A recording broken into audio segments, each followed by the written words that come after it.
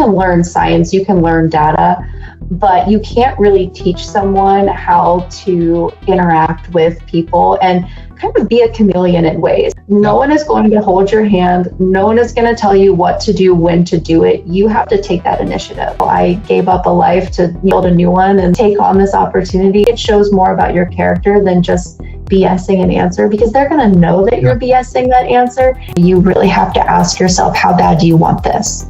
And what are you willing to potentially give up or sacrifice?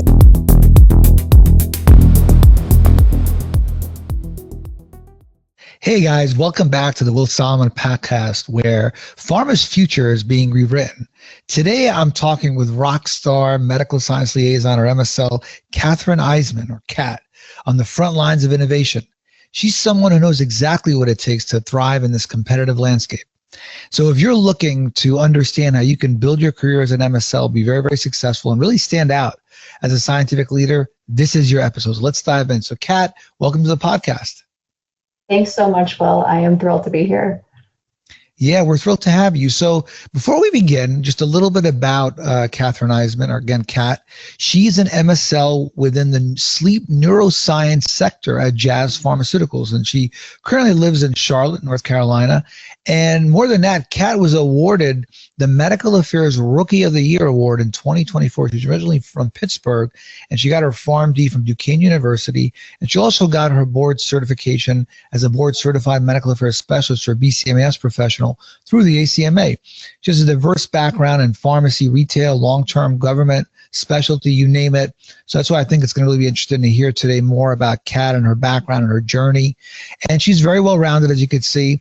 And she really is passionate about being a subject matter expert in the sleep medicine neuroscience area.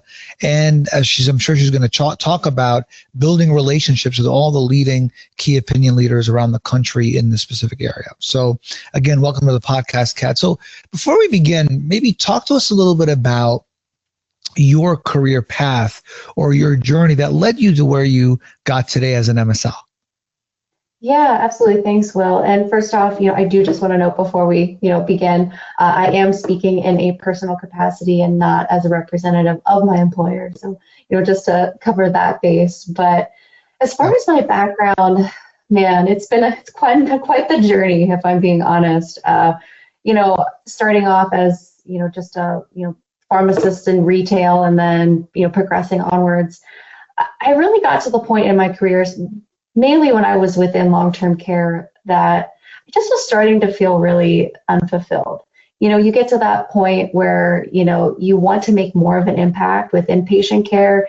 And so it was about finding a way to do that and also utilize some of the skills that I had that I felt that I wasn't able to use as much as I wanted.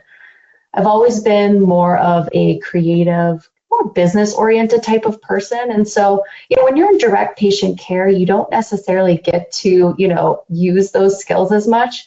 So I started networking really with, a lot of the colleagues and people that I knew that were already within industry. And, talk to them. And Pittsburgh actually is great because they have a pharmacist networking group that you meet up with and, internally. And so I was able to talk to a lot of different pharmacists that were in different areas, whether it be industry, et cetera, and get a good understanding of industry as a whole. So is that how you found out about the MSL role? Yes. I kind of had known about industry, but I actually got connected with an old professor that had transitioned into industry.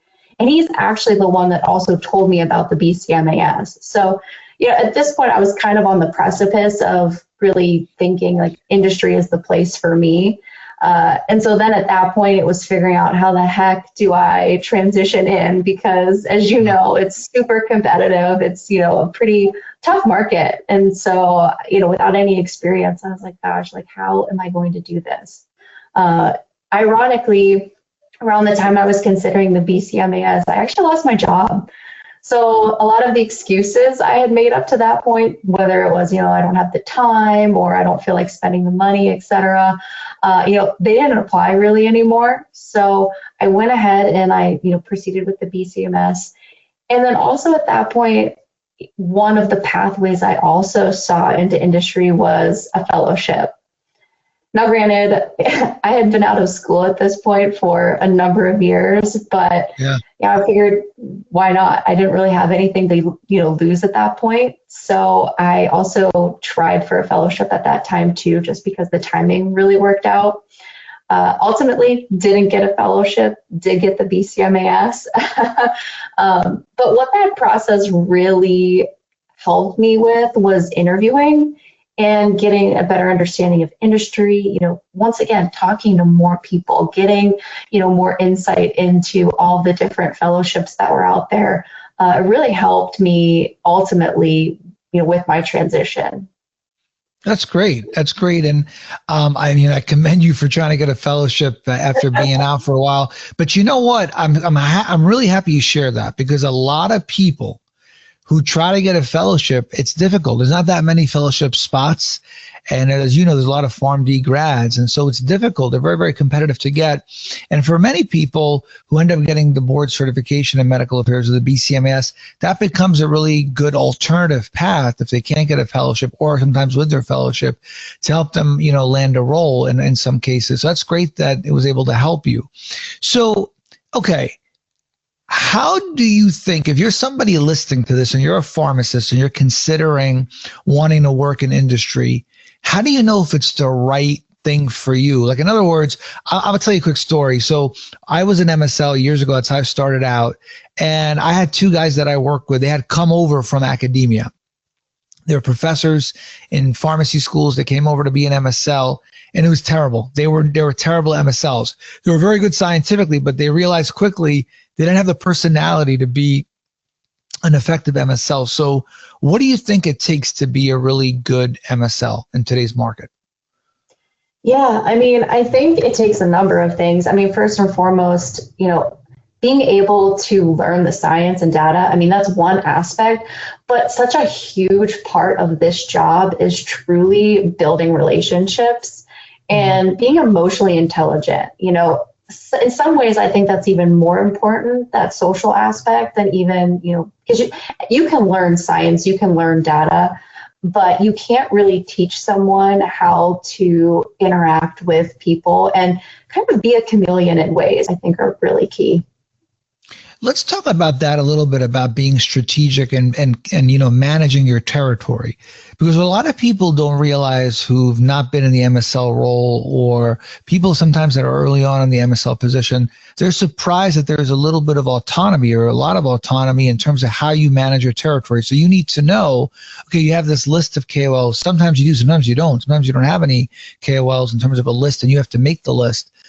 But how do you know who to go to? Talk to us a little bit about how you strategize and prioritize around that, just to kind of in general, high level. Yeah, high level, as far as who to go out to, we have different tierings, at least for our KOLs. So, who's, maybe national versus regional versus local, that kind of breakdown.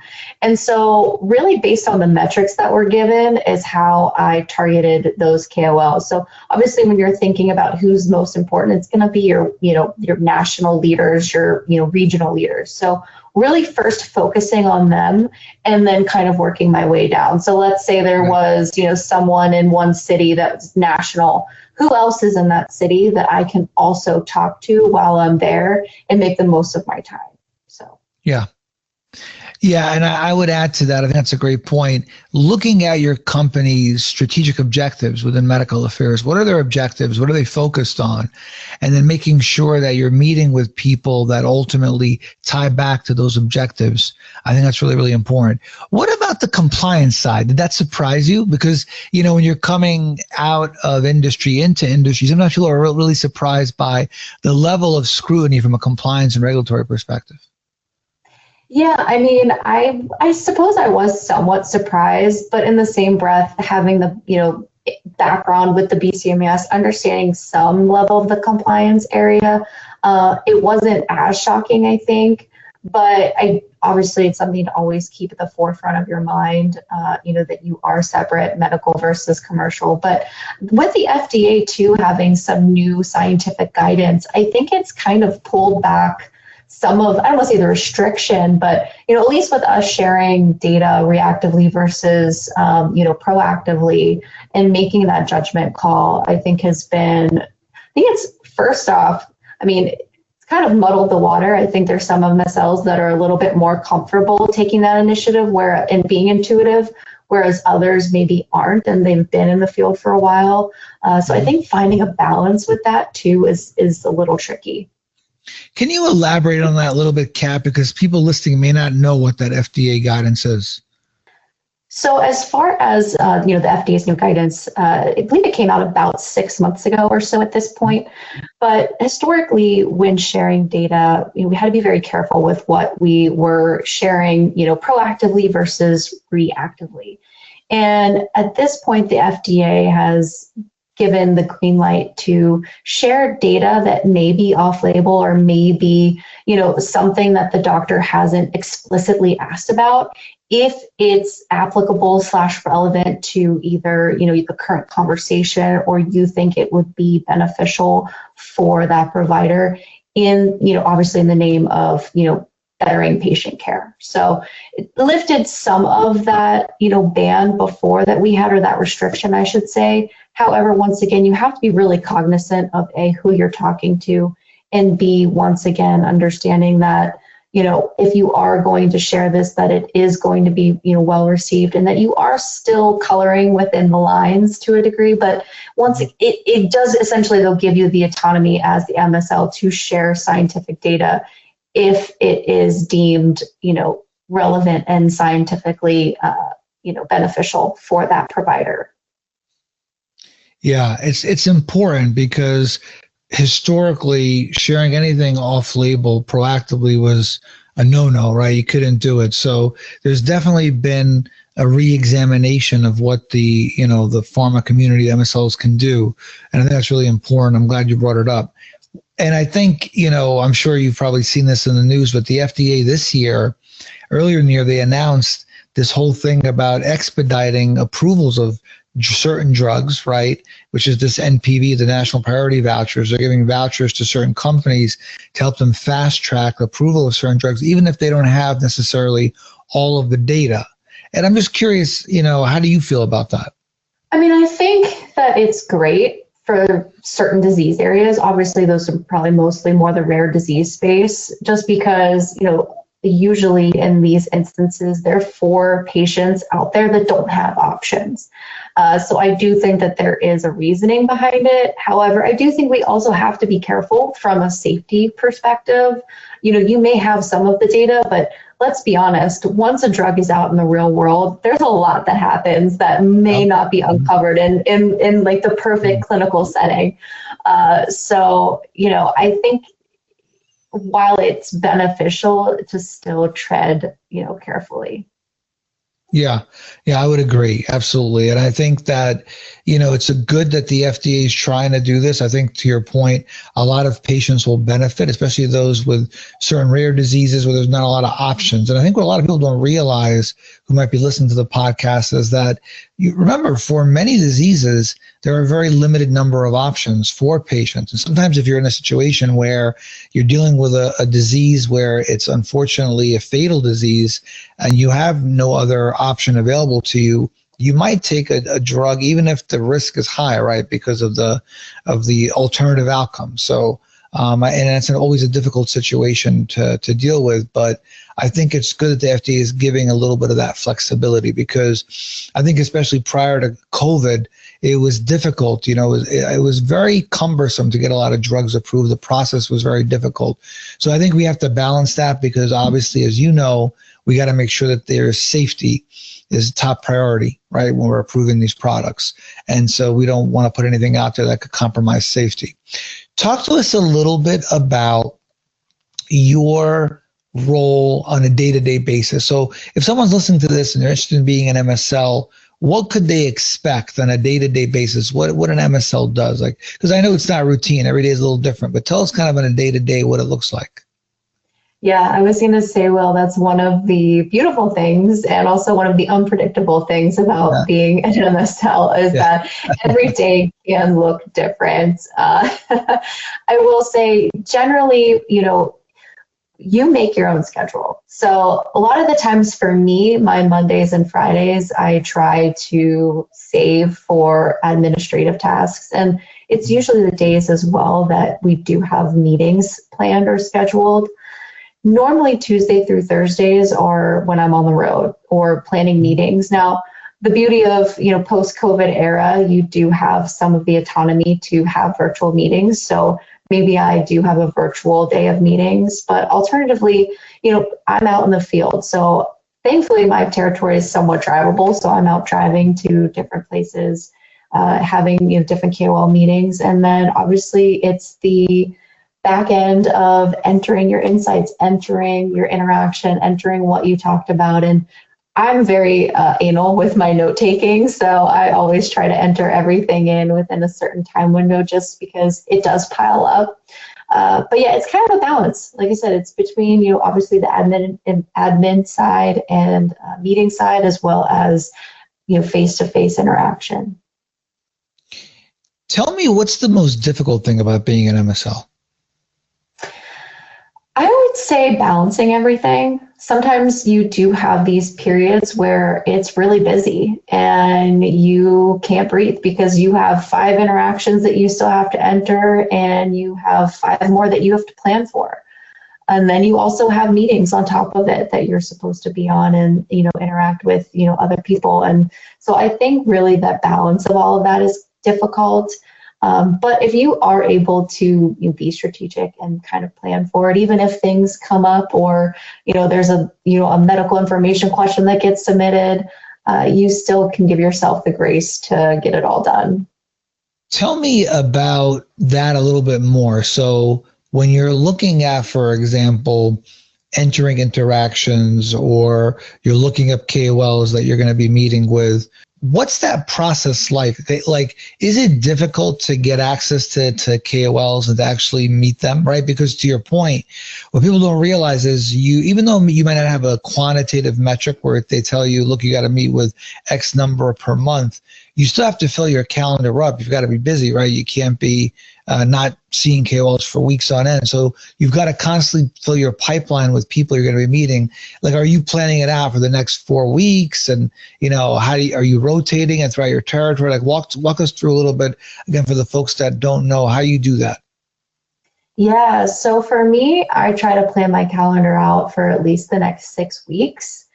Oh, wow. And I try to also, like you said, kind of rotate through. And also, I'm reaching out to, people that, as you kind of, circling back to you talking about, your first meeting, your second meeting, and how do you get people to even meet with you.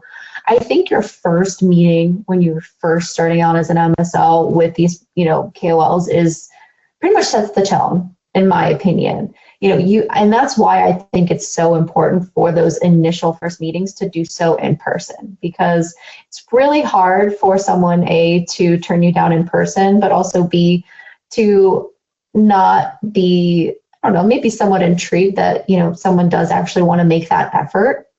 Mm-hmm. And then following up from there, securing those second meetings is usually where a lot of MSLs run in, I think, to some trouble.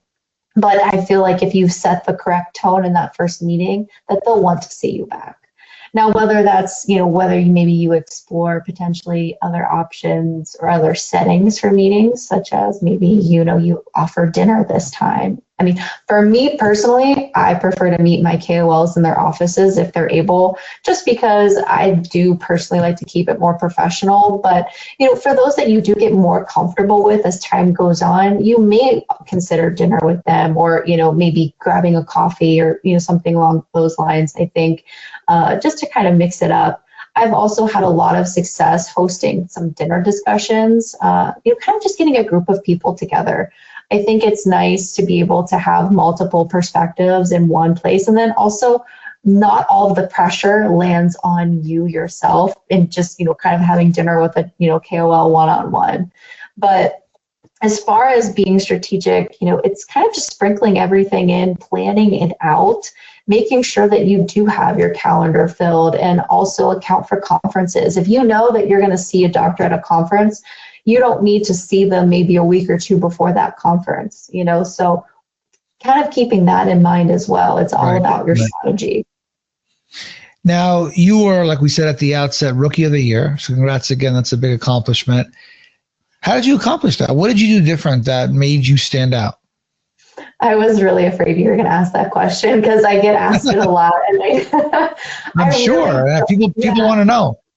Yeah. And, it's like, I wish there was a perfect recipe or, strategy that I could share, to everyone that's asked me that question. But, when I got this job, it was something that I wanted so badly. I moved states for it. I gave up a life to, build a new one and take on this opportunity. And for me, when I took this job, I just told myself that, I know I can do this, but I can also do this well, and I'm going to prove it.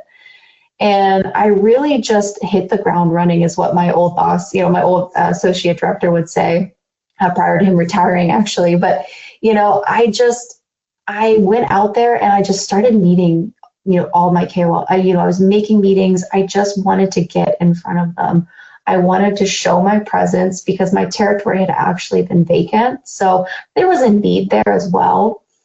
But in addition to that too, and obviously being championed by my boss at the time, I really was also championed by my cross-functional partners. They really helped me by, giving me insight into, a personality of a KOL or, things along those lines, obviously compliantly, that, helps you kind of know what you're walking into in some ways. So yeah, I can say that it was all me, but it really wasn't, other than just a girl that went out to just do her best and, meet what metrics I could, meet what KOLs I could, and just, like I said, just get that experience under my belt, if I'm being honest. But yeah, there's no perfect recipe or strategy behind it. I just honestly just hit the ground running and just grinded through the end of the year. Well, but it sounds like you have a really good work ethic and you're a go-getter. And I think, you take the initiative, and I think, that's probably a big reason why. Let's talk a little bit about one of the common things that I hear, and I used to hear this when I used to manage MSL teams from my MSLs, where the confidence factor, where it's like, okay, I'm going out, I'm talking to this expert in this area. I'm not an expert in this area. I haven't published in this area. How do you maintain or build that peer-to-peer, dynamic with that individual? Because they are the expert in the area. So sometimes MSLs feel like, well, what am I going to teach them? What am I going to contribute? They were the author on the pivotal study. So how do you overcome that? Yeah, that's a great question. Honestly, I'm still learning how to overcome that. I think age also kind of plays a factor, because I generally feel like I'm, a child sometimes walking into some of these offices. Not that I'm, old, but not that I'm young either. I'm kind of like in between, but it's definitely a challenge. But I think more than anything, people like to talk about themselves. If anything, I'm just overly curious. I, really ask a lot of questions because they are the expert and I want to know what they're thinking and what their thoughts are. So I also think, going in with a lot of prep work. So already having some questions in mind, kind of thinking of an angle that I want to approach with them and running with that is pretty much how I have found success. But, if they do end up asking a question, I think it's always important for any MSL to know that it's okay to let them know, hey, I have to check on that. I'll get back to you. I don't think anyone's ever faulted anyone for not knowing something. And so I think it shows more about your character than just, BSing an answer, because they're going to know that you're BSing that answer. And that's going to ultimately impact your relationship. So yeah, I think it's completely fine to, not know something and basically tell them, I don't know. Yeah, no, I agree 100%. And the last thing you want to do is say something that's like fluff and you lose credibility, because, sometimes that one mistake could ruin everything, right? And it's a small community, right? I don't know in your KOL universe how big the community is, but I would imagine it's not so big. So you might be in a situation where if you have a negative interaction with one KOL, they'll tell the other KOL, and that could, I've seen that happen. So you've got to be very careful. I agree with you. On that note about the science, a lot of times you get this question from folks in medical is, how do I keep up in terms of the science, the data, the skills? How do I stay up to date about, in this area? Like, what do you do? What's your strategy for doing that? Yeah, that's also a great question that I'm still also trying to figure out, find the time. Initially what I did was I blocked off a section of my calendar on one of my more, administrative focus days, like Monday, and I set aside 2 hours for reading. So, reading new publications and whatnot. I also have within Google Scholar, I have all of my, top KOLs pretty much in there to be set up as alerts if they are on a new publication, that will come into my email inbox so that then I can, pull that up and see if it's something that, is of interest or relevant, and I can read that too. But really it's really about doing your best, to make time, honestly, to, read those publications. Additionally, we have a lot of decks, at least within my company. And sometimes I'll just be walking in my personal time, like on a treadmill, and I'll just look through those decks. Or, even with prep work, once again, just reading the information. I'm somebody that I have to read things multiple times for them to really stick. So, really it's just that repetition of making the time and effort, and once again, just like rereading things over and over again, that are relevant to whether it's a meeting that I have coming up or it's something that I'm just curious about. And also, I think a lot of companies probably do participate in journal clubs. Mm-hmm. So I think that's another good way to review publications with your peers. No, I think those are all solid examples. And I think what people really need to understand, especially about being an effective MSL, to your point, you have not to build the relationships, have good business acumen, but you do have to know the science really, really well. I think that's really important. And if you have one without the other, whether it's the relationships without the science or the science with the relationships, it's going to hurt you either way. But to your point earlier, the value you're going to bring to that interaction really is going to be these nuanced things that you may know or find in your reading of the data or your interpretation of the evidence that maybe the KOL wasn't aware of. Because remember, a lot of times the KOLs, they're busy, they have a hard time keeping up with the data. So oftentimes they're relying on people in industry, like the MSLs in particular, to keep up with that information. So MSLs play a really, really critical role there. We talked about tools a little bit and kind of your process. Let's talk about AI. I know, this comes up, in almost all my interactions lately, but I have never had the conversation with an MSL in terms of how they're using AI on a day-to-day basis. I don't know actually if you know this, but BCMAS, since you took it now, about a third of the content is teaching MSLs how to use AI. We believe it's very, very important because today, whether you like it or not, people are using AI. They're using ChatGPT for everything, from asking relationship questions to they're going on a flight or a trip, and they're asking ChatGPT to put the itinerary together. I've seen it all. So we're all using these AI tools. In your current role as an MSL, how much is AI playing a role in terms of what you do on a day-to-day basis? So I'm probably one of the rare people that hasn't hopped on the AI train yet. I do have colleagues. Yeah, I do have colleagues that use it a lot. I have just been somewhat hesitant at this point.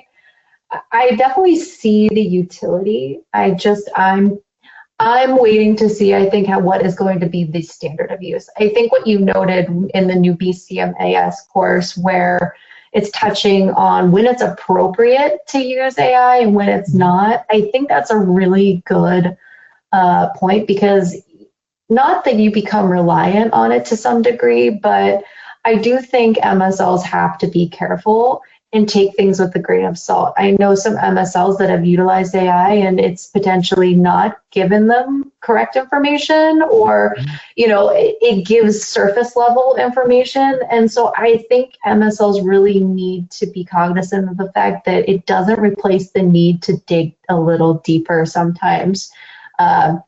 So I think that is something to keep in mind. Not that I'm anti-AI by any means. I know that it's going to be used at some point or another. I'm just kind of waiting to see how, as far as my company goes, how they want to implement it and what the standard of use is going to be, which I truly think is going to be different across companies, across therapeutic areas. But I definitely think it will be helpful as far as, I've had colleagues that have used it to find, places to host dinners and, who has, good, good rooms to have, some sort of presentation, that kind of thing, and, kind of prompt AI in that regard. But once again, you have to be careful with your prompts too, because you could waste your time. So. Yep. Well, and I think it sounds like probably one of the reasons why you're hesitating, tell me if I'm wrong, is you're worried about getting unreliable or, incorrect information, hallucinations. Is that right? Correct. Yeah. And frankly, as you kind of noted back to the work ethic, I know people say work, smarter, not harder, but I work smart and hard. So. Yeah. Yeah, but listen, your concern is not unwarranted. You're right. That's one of the reasons why, at least at the ACMA, what we've done is we've developed something called ACMAI. And ACMAI is actually an AI tool. We call it Maya. It's a medical affairs intelligence assistant. And it's pretty cool. What it does is it's trained only on, let's say, your company's data. So it doesn't hallucinate. So for instance, it's an AI agent that's actually accredited. So it's a board certified AI agent. But then what it does is it takes, let's say in the case of Jazz, it takes all that data for Jazz and that particular product, all the therapeutic area, the clinical trials, the CSR, the slide decks, whatever you want to include in there, the SDRs or the SRDs rather. And basically it makes sure that it's only pulling from that closed data set to minimize the hallucinations. And this is why we did that, because we heard what you just said, which is that it's a big concern to use an open AI system or to use an AI agent that's not trained as a specific medical affairs or MSL AI agent. So I think that's really, really important. Where do you think the field medical space is going to go, Kat? Like, you've been doing this, for a period of time, and I've been doing this for a long time, and I've seen how things have evolved. In the next 5 years, 10 years, how do you think the field medical or MSL space is going to change? I think AI is going to have a huge impact and really change the landscape as a whole. I think it's going to make us more efficient, but at the end of the day, I know there's a lot of fear out there for AI replacing jobs or replacing, need that kind of thing. I personally don't see that happening, at least within the medical realm. It might help with informing strategy or, analyzing, insights, that kind of thing. But ultimately, as we've talked about, and been a common theme, part of the MSL role is really, and just medical in general, is being built off of these relationships that you have with providers. Yeah. And, AI is, relationships are inherently human, and that's not something that AI is going to be able to replicate and or do, at least I don't think anywhere in the near future. I hope not. But, I think at the end of the day, it's going to be a tool that's going to assist medical and medical affairs, but it's not going, I think, to obviously replace any jobs in particular, in my opinion. Do you see that for younger physicians, that they're not as easy to access? I bring that up because I know a lot of millennial physicians who aren't interested in meeting with industry. They're like, you know what, just text me the information or send me an email, or we can just meet on Zoom. Do you find that? Not generally, at least within my realm, but I don't have a lot of younger physicians. I guess I have some younger physicians, but most of them are still open to chatting. And the other thing too, with those that are fresh out of school, they're going to the conferences, they know that social aspect. So even if they're not willing to meet with you, maybe one-on-one, I feel like you can normally either grab them at a more social space, such as a conference, or, maybe find some other way to meet with them in person. But yeah, that's just been my experience. That's good. So you've been lucky in a lot of ways, because I've heard that a lot, where access to KOLs is an issue. It's that they're struggling to get access sometimes and to meet with them, especially the younger physicians. So yeah, I mean, it's just something that I've heard over the years. What do you think, if you're a PharmD listing out there and, or a PhD or an MD or, any of the D degrees, and you're considering getting board certified in medical affairs, you've obviously done it. You've talked about how helpful it was to you. What would you say to them in terms of the real tangible value it could bring to you in the role? Yeah. So for me, I pursued it for two main reasons. The first main reason being I felt like it would set me apart from the competition because, as we know, this is a really competitive market. So I saw it as a tool in that regard to show that I was, willing to go off and pursue this on my own, that I was serious about a job within the industry. Yeah. And, that was really one of the main things for me. But additionally to that too, I felt like it really provided a great foundation for, industry and understanding the background, the various departments, because it's not just medical affairs. You have so many different cross-functional teams and partners. And so, the MSL is just, medical is just a snapshot. So I felt like the BCMAS really gave me a more broad foundational understanding of industry, especially for people that don't have experience in industry, like pharmacists, like MDs. It's kind of like a black box from, you're on the outside looking in. So it really did give a good snapshot of what goes on and how everything works together. That's great. Well, I'm glad it was really beneficial and helpful for you. One of the things that's really rewarding for me is, over the years, thousands of people that'll reach out and give that feedback and tell us how valuable it's been to their career, or if it's leaders, how they've implemented it for their teams. And it's always rewarding to hear about that. Any last words that you want to leave the audience with about advice for kind of leveling up your career as a medical science liaison or an industry that you wish everybody would know? Yeah, I mean, I think I get asked a lot of questions about, obviously this job and, why I pursued it and what it took to be successful. And I think at the end of the day, you really have to ask yourself, how bad do you want this? And what are you willing to potentially give up or sacrifice? I mean, obviously this job on the outside looks like, a lot of perks, but it doesn't necessarily not come without some, like I said, sacrifices. I was willing to pursue the BCMAS. I was willing to do a fellowship, at however old. I was willing to move states, which is actually rare. I've come to find out for getting an MSL role is, switching states and, moving for that. But it was something that I was willing to do because that's how badly I wanted this job and knew that I could do it and be successful. I also think the other thing too is just, giving yourself grace. It's a super competitive market, but figuring out a way in. Obviously, a fellowship is one way in, but really finding a way to leverage your experience, which was what I ultimately was able to do. And if you don't have experience to leverage, get experience and then leverage it, I think is one of the easier ways, not that any way is super easy, but, one of the easier ways to transition into industry at this point. So those are probably the pearls.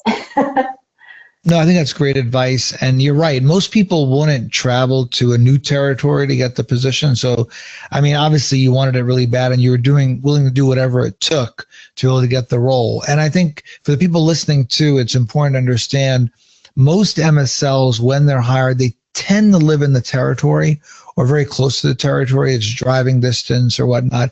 Again, it depends on the company. Oftentimes, if you're dealing with a situation where you have only a few MSLs, naturally your territory is going to be larger. I know when I was an MSL, at one point I had basically the East Coast of the United States, so I was on a plane every day. And in some situations, my territory was only Manhattan. I remember one company, I only had Manhattan.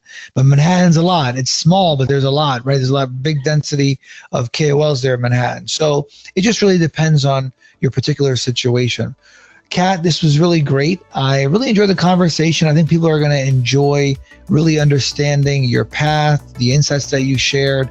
I think they're going to get a lot out of it. So thank you for being on the podcast. Yeah, no, thank you so much, Will, for having me. It's been a pleasure.